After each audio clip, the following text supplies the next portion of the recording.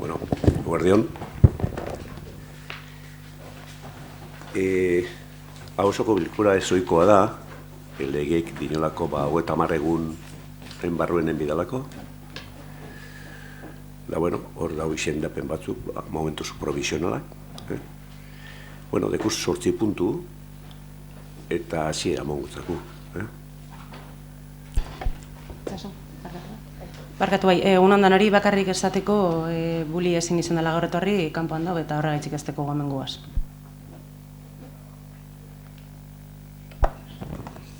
Lehenengoko puntua, udal taldeen eraketaren berri emotea.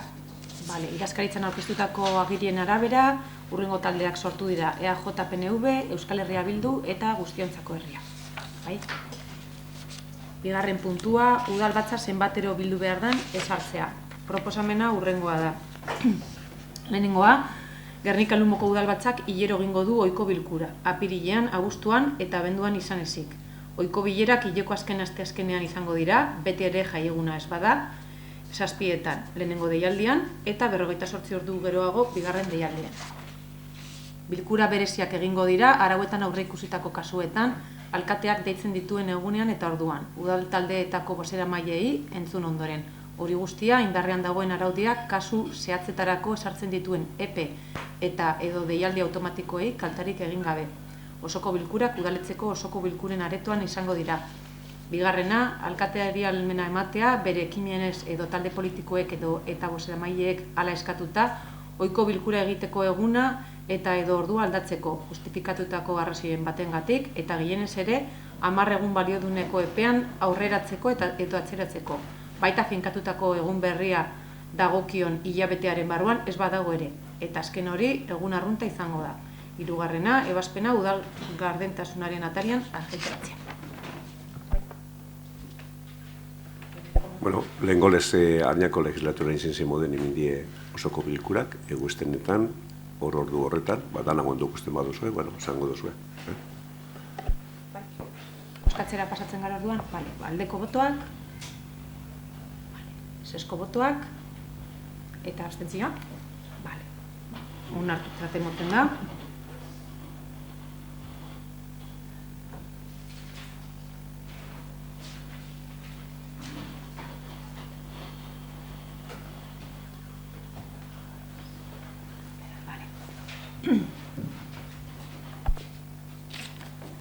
Puntura pasatzen gara. Hirugarren puntua, batzorde informatzaileen eraketa eta konposizioa. Proposamena hurrengoa da.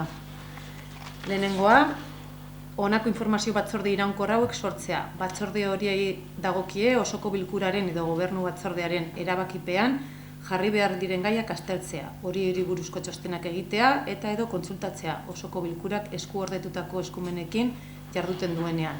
Bai eta alkatearen, tokiko gobernu batzarraren eta eskuordetzak dituzten zinegotzien kudeaketaren jarraipena egitea ere. Hori guztia, bakoitzarentzat adierazten diren eremu eta dokai ez zehatzetan.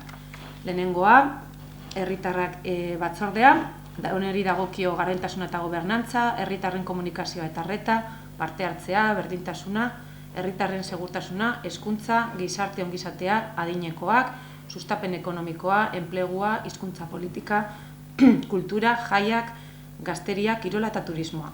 Bigarren batzordea, lurraldea.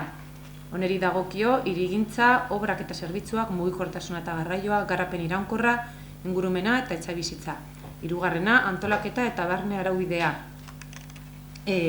Batzorde honi dagokio ondarea, langileak, zerbitzu orokorrak, udal antolaketa, eta ondar batzorde gisa ere jardungo du sortutako gainerako batzordetan sartzen ez diren gaietarako. Eta laugarren batzordea, kontuen batzorde berezia. Batzorde berezi hau ere sortzen da. Bere egitekoa izango da, udalbatzak onartu behar dituen aurrekontuko eta aurrekontuz kanpoko kontu guztiak aztertzea. Aztertzea eta horiei buruzko txostena egitea, toki erakundeen kontabilitatea arautzen duen legerian ezarritakoaren arabera. Era berean, batzorde hori udaleko ekonomia eta ogasunari buruzko gaietarako informazio batzorde iraunkorra izango da. Bigarrena, sortutako informazio batzorde bakoitzaren egitura eta osaera honako hauek izango dira. Osaera, batzorde bakoitza 5 zinegotzik osatuko dute, batzorde burua eta batzordekideak barne, arau proportzional honen arabera. Guztiontzako herriak udal talde 2 kide izango ditu. EH Bildu, beste 2 kide eta EAJ-PNV kide bat. Kideak, talde politiko bakoitzeko zinegotzien batzorde bakoitzari dagokion atxikipena, bozeramaileak alkatetzari bidalitako idazkiaren bidez egingo da. Era berean, titular bakoitzeko ordezkari bat izendatu ahal izango da. Osaketa izenduna alkatetzaren dekretu bidez egingo da, eta udalbatzari horren berri emango zaio.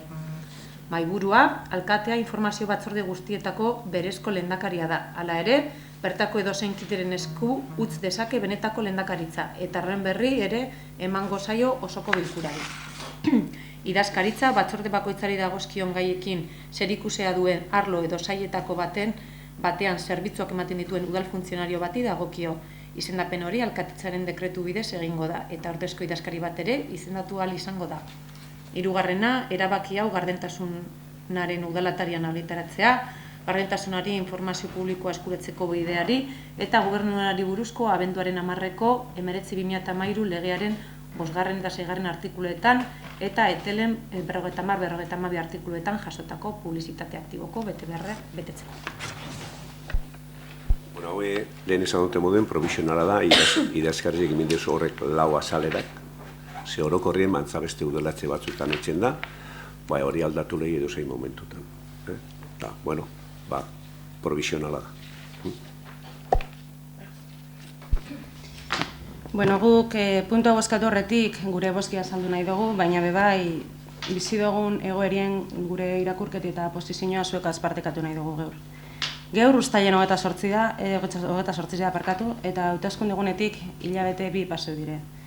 Hile eta erdi ekaineko konstituzio pleno horretatik. Eta denbora guztionetan guk ez dugu aurrera pausurik ikusi udal honetan, da benetan arduratute gauz. Azken astietan ganera Gernike medioetan agertu da, baina alkatien jesarlekuen nok eta nosarte beteko da, baina ez dugu entzun. Eta horretan be ez dugu argi zuen arteko adostasunik ikusi. Ez duguki guztiontzako herriak eta EAJak ekaineko osoko bilkura aurretik in extremis egin zenduen akordio horren berririk. Ez guk, ez da herritzarrak be.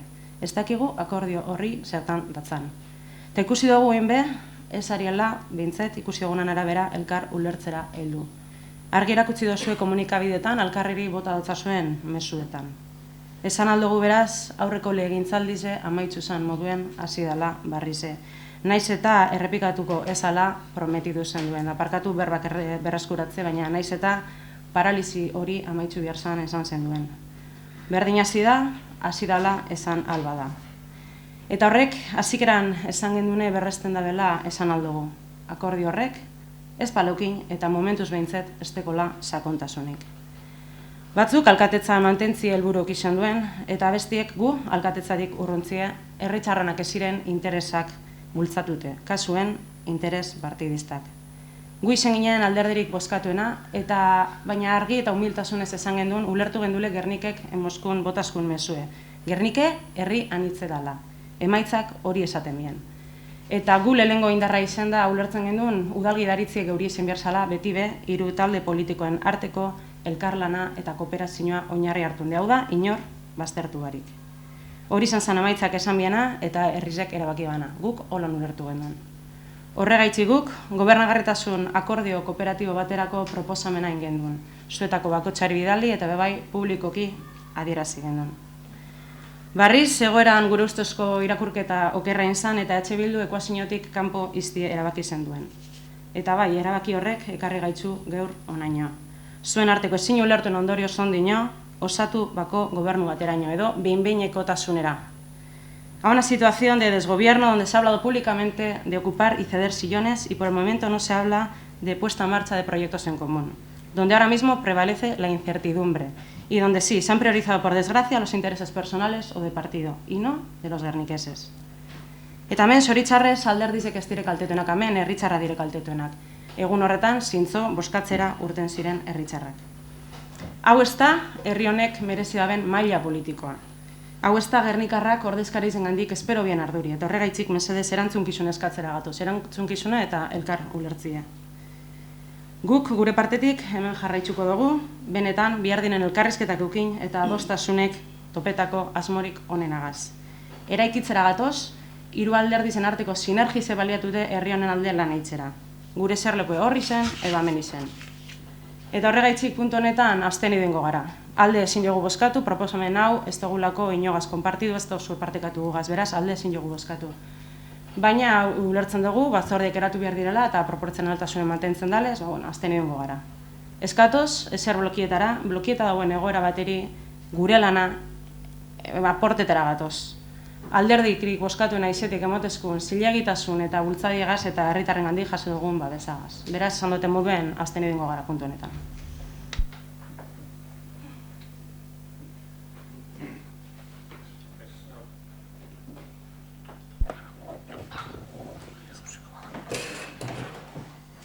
Egunon, Ana bezin da etorri, kanpoan dagoelako, eta ustantzien etorko zen.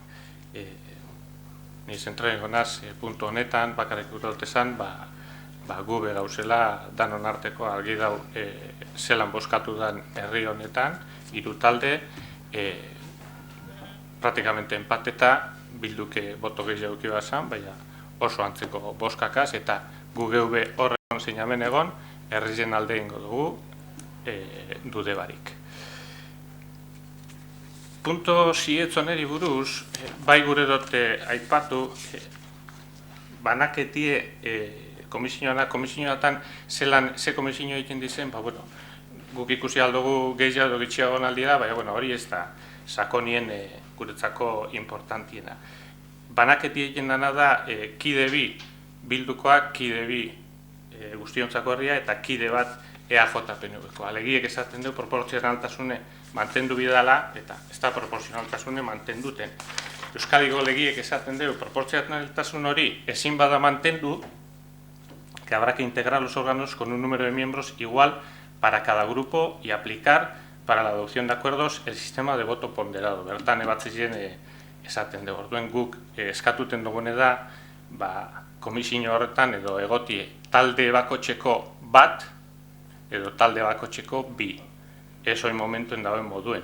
Ze guk esteko guz bildun ordezkarizen erdizek edo guztiontzako herrian ordezkarizen erdizek. Praktikamente empateta gauz eta uste dugu legie beten bidala. Horregaitik eskatuten dugu posible bada aldaketie eite konposizioan eta egotie edo bi bakotxeko edo bat bakotxeko ustantzien ez dugu nartuko. Bueno, hori igual zeraren dan erantzune igual itxasoke idazkarriek izalei.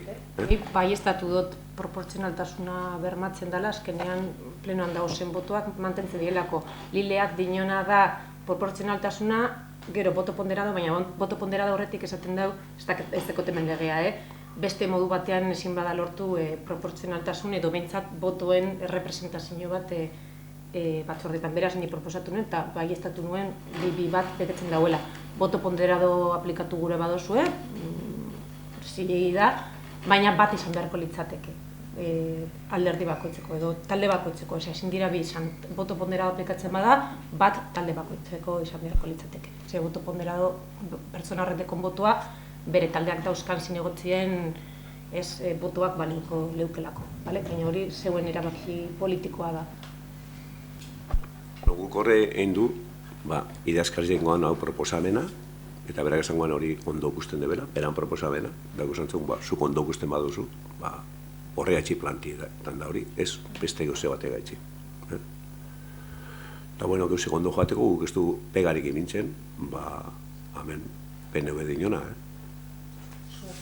guk ez du pegarik imintzen, ze akabuen, botoa pondereta bado bardin da.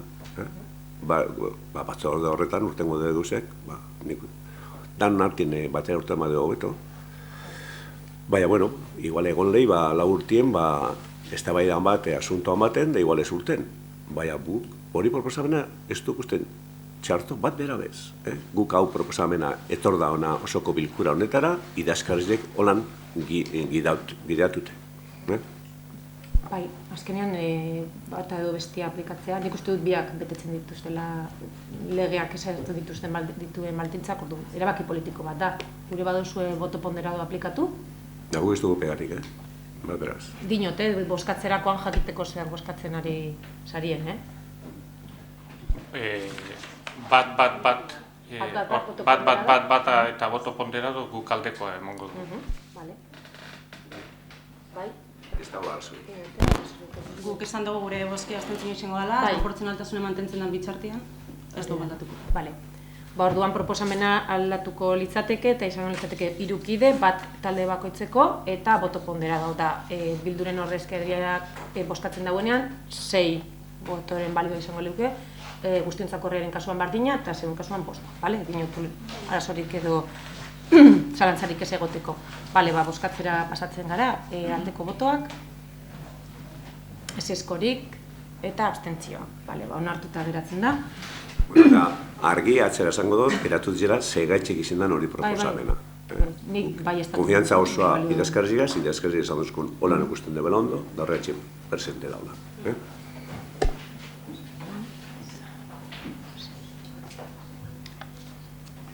Lehengo puntura pasatzen gara.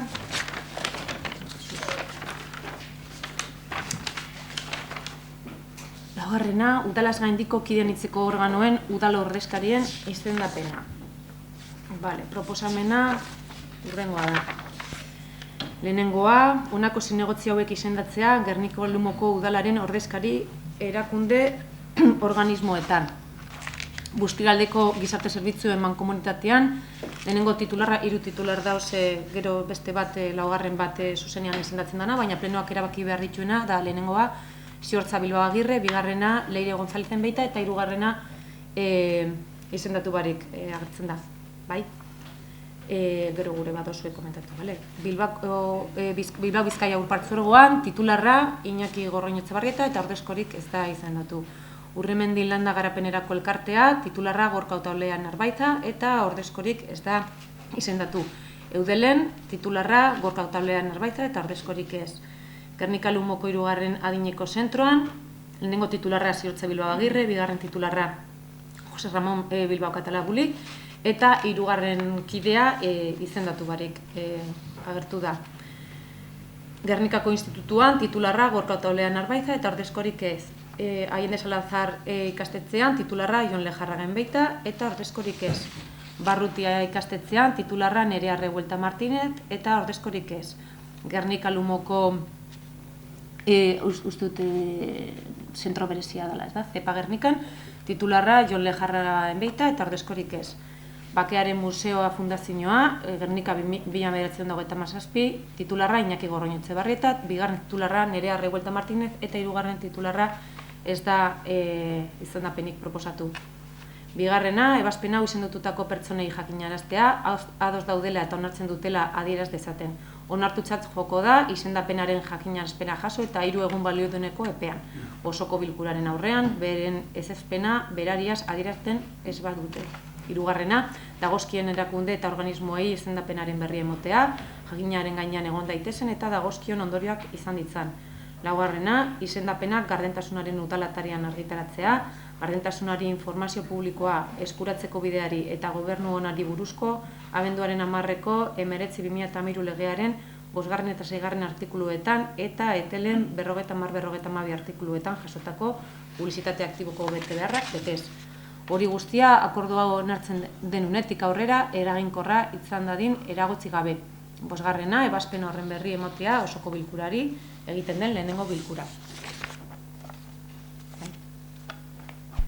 Bueno, lehen esan dute moduen, honek izendapena dire provisionalak. Aldatu lehiz edo momentuta.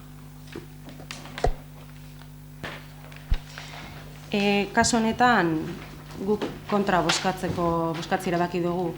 Udalerdezkaritzi esan dugule, zerritzarrak bozkatuenan araberako izen behar da, kasu honetan ez dugu uste, ez da mantentzen proportzionaltasun hori, beraz behin-behineko proposamen honeri guk kontra bozkatuko etzagu.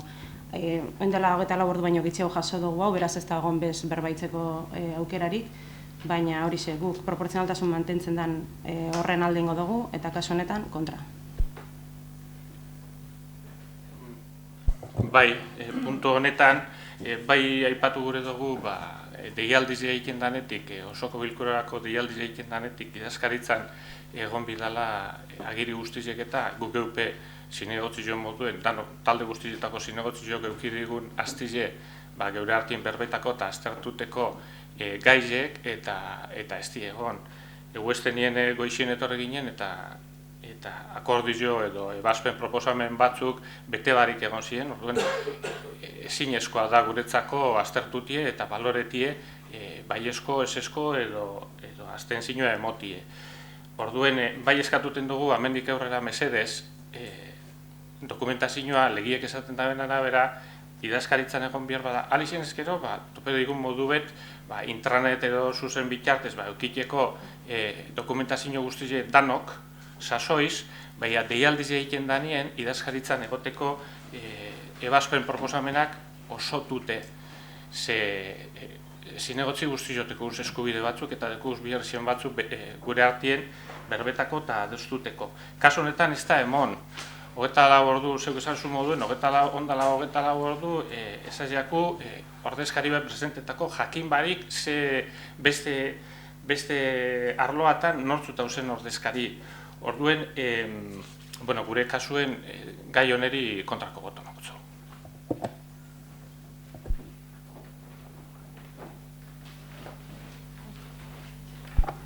Bozkatzera pasatzen gara, aldeko botoak, kontrako botoak, ez da onartzen.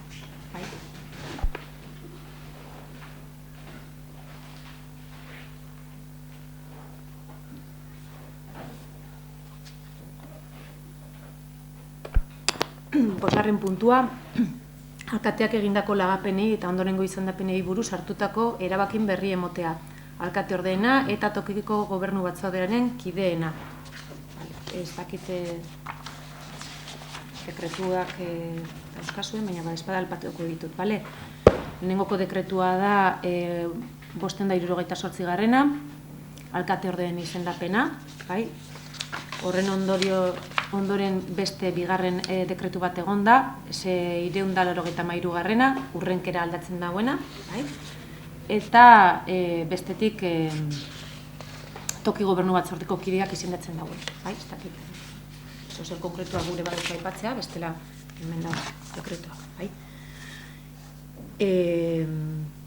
6. puntura pasatzen gara, behin-behineko langileen postuak sortzea eta lansariak finkatzea. Proposamena hurrengoa da. Lehenengoa, alkatetzaren idazkari lanpostua sortzea, behin-behineko langileentzat izendatuta dagoena, erregimen eta ezaugarri hauekin. Zeregin eta etaza nagusiak, alkatetzari zuzeneko laguntza ematea bere agendan. Zereginen prestaketa, kudeaketa eta komunikazioa, ekitaldia instituzionalak, herritarrekiko eta edo beste instituzio eta erakunde batzuekiko harremanak, telefono bidezko arreta eta hitzorduen kudeaketa, alkatetzaren bitartekaritza udalarlo eta departamentuekin, bilerak prestatzea eta kudeatzea, aretoak kudeatzea, hornidurak eta abar. Alkateak edo eskuordetzen duen zinegotziak egin beharreko eskontzak antolatzea. Betekizunak, batxiller titulua edo baliokidea, zebat azpitalearen parekoa. Dedikazioa, 100 eta lanaldi osoa eta dedikazio bereziarekin. Soldata 52.000 euro urtean gordinak, 14 ordainsarita. Ordainsari horiek aldatu ahal izango dira udalaren urteko aurrekontua onartzen edo aldatzen bada. Bigarrena, prentza eta komunikazio arduraduna lanpostua sortzea, behin-behineko langileentzat izendatuta dagoena, erregimen eta ezaugarri hauekin. Zeregin nagusiak, gobernu taldeari aholkularitza eta laguntza ematea hurrengo arloetan, komunikazioa, web edukiak, sare sozialen kudeaketa eta antzekoak. Era berean, alkatetzaren idazkaritzan beharrezkoak diren ordezkapenak egingo ditu. Betekizunak, batxiller titulua edo baliokidea, zebat azpitaldearen parekoa, dedikazioa, 100 lanaldi osoa eta dedikazio berezia. Soldata, 52.000 euro urtean gordinak, 14 ordainsaritan. Ordainsari horiek aldatu ahal izango dira udalaren urteko aurrekontua onartzen edo aldatzen bada. Hirugarrena, sortutako lanpostuak lanpostu zerrendan eta udal plantillan txertatzea, horretarako behar diren egokipenak eginda, eta laugarrena, akorde hau Bizkaiko aldizkari ofizialean eta udalaren gardentasun atarian argitaratzea.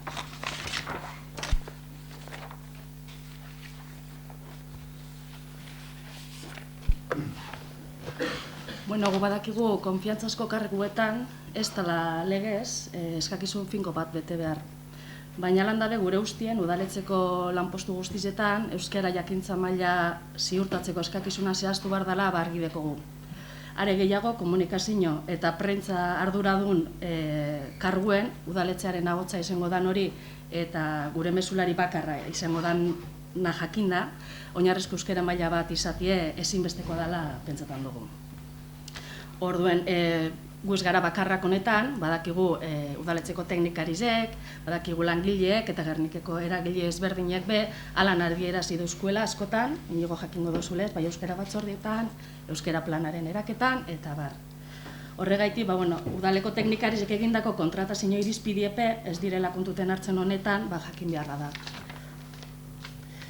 Gero, geure hizkuntzak pairatzen dituen jasarpen guztizen jakitun izen da, gu geuk udaletik euskararen erabilea bultzatu eta zaindu behar dugula eta eredugarriak izan behar garela be argideko gugok. Horregaitik eta maigainen dauden lanpostu bilen sorrera gehiago esatzeratzeko abstenituengo gara. Baina aurrengo hilabetietan arazo honeri irtenbide bat emateko formularen bat bilatzeko edo adosteko eskaera bat luzatzen dutzugu dan hori. Bueno, estos son puestos de confianza, asesoramiento especial. Nosotros creemos que este punto lo tiene que traer el nuevo alcalde o alcaldesa. Ese es nuestro punto de vista. Que sea en confianza del nuevo alcalde o alcaldesa. Entonces, en ese momento debería traer este punto.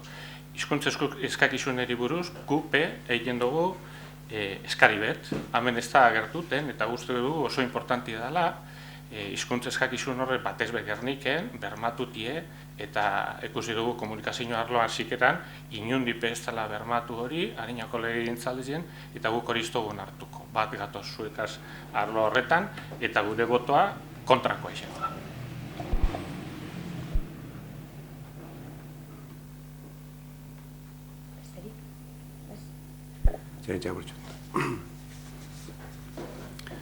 Bueno, lo que no estamos es obligados a querernos o a amarnos, pero sí estamos obligados a respetarnos. Bueno, los acuerdos se ejecutan, se cumplen cuando están totalmente cerrados y creo que Iñaki Gorroño no es alcaldesa, no sé, si es alcalde no será alcaldesa, será alcalde. Y los acuerdos son para cumplir. Y hay unas normas básicas en nuestra sociedad de obligado cumplimiento, seriedad y más, si cabe, cuando hay una función pública a ejercer, que es nuestro caso, honestidad y respeto. Ese respeto es algo que yo tengo con los demás y también pido a los demás para con nosotros.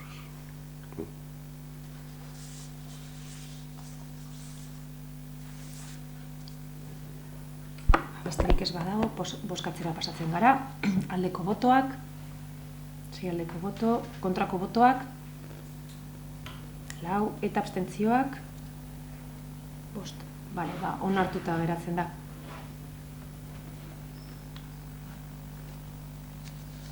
Hurrengo puntura pasatzen gara. 7. 2022ko udalaren eta bere autonomia dun erakundeen kontu orokorra onestea, hala badagokio. Proposamena hurrengoa da. Lehenengoa, toki erakundeen 2022 ekitaldiko kontu orokorra onestea, kontu orokor hau udalaren kontu orokorrak eta udalaren autonomia dun erakundenak osatzen dutelarik. Kulturetxearena, euskaltegiarena, lanbide ekimenak, zentroarena eta kirol patronatuarena. 2. kontu orokorra behar den bezala onetzi ostean, 2022 ekitaldiko kontuaren berri emango zaio herri kontuen euskal epaitegiari. Indarrean dagoen eta aplikagarria den legediak adierazitako bari jarraiki.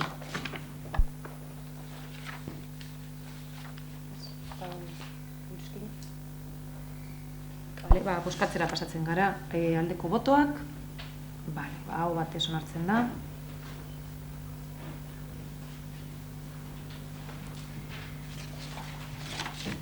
Eta 8. puntua, 2022ko ekitaldian lehendakaritzak eta udalbatzak udalaren kontuhartzailetzak jarritako eragozpenei buruzko ebazpenen txostenaren berri emotea. Eta printzipioz ez dago besterik.